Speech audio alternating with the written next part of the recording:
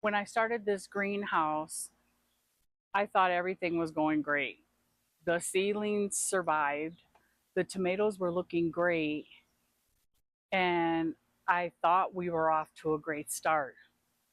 Then I learned some hard lessons. When I first started this greenhouse, I was excited. Everything seemed to be thriving. The cucumbers were climbing, the tomatoes were growing like crazy, and honestly, I thought I had created the perfect environment. By this point, I had almost every corner of the greenhouse filled. I was growing several different varieties of peppers, along with basil and lettuce. Watching everything grow was exciting, and I honestly thought the greenhouse was doing exactly what I had hoped it would.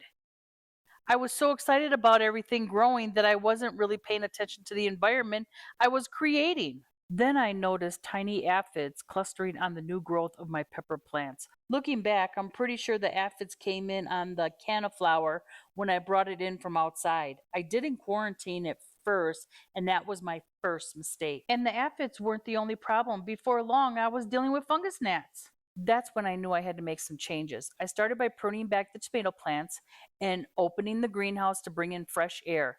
Then I used fans to keep the fresh air moving throughout the greenhouse. Those simple changes made a big difference.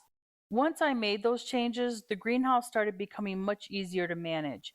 As the weather warmed up, it was finally time to move everything outside. That's where they really took off. In the end, every mistake became a lesson. Even though the greenhouse didn't go the way that I had planned, the season isn't over. The plants are outside, they're doing great. And with everything that I learned, I'll be ready for next season and it's going to be totally different and better.